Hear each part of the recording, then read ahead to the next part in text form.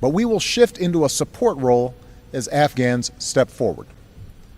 As we do, our troops will be coming home.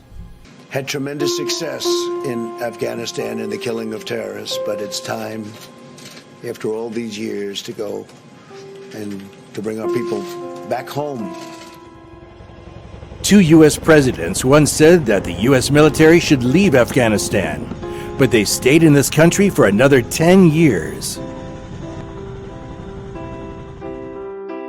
On October 3, 2009, Khandesh, Nuristan province, a U.S. military post was attacked, killing 8 U.S. soldiers and wounding 22 others.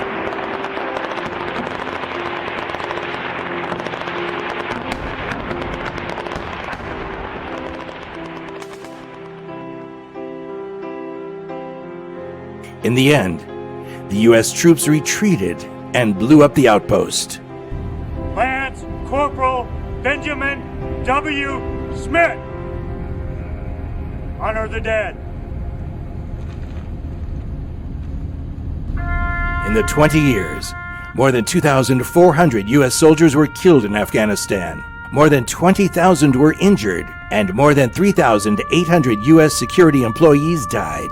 But the victory seems to be getting farther and farther away. I've concluded that it's time to end America's longest war.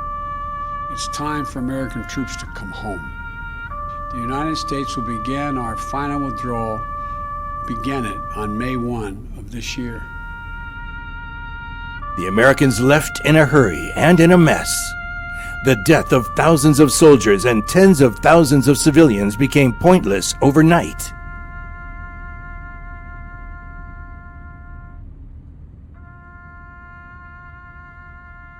Even the most steadfast ally of the United States cannot accept such a defeat.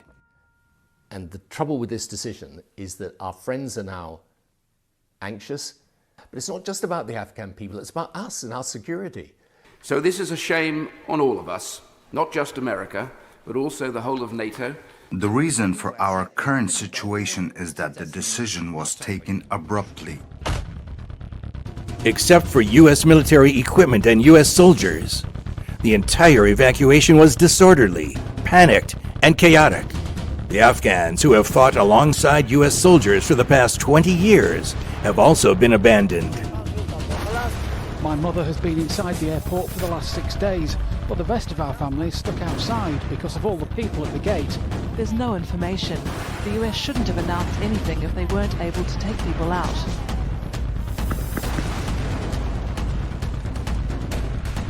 Feeling deceived and betrayed, people poured into the tarmac and runway of Kabul airport, doing their best and even risking their deaths to climb onto the American transport plane.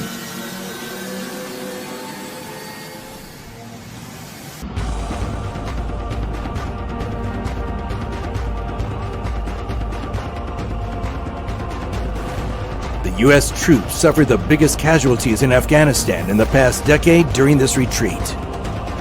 In the past 20 years, the U.S. military has simultaneously launched invasions and military interventions in several countries, but now cannot guarantee their safe evacuation. And their enemies even do not have equipment such as tanks and fighter jets. Full of lies, killings, bullying, death, desolation, and decline in 20 years, this is a war that can be observed from more than 500 kilometers away in space. The military forces of the superpower imposed a disaster on the extremely poor and weak civilians, but they were ultimately unable to win, or even to withdraw in dignity.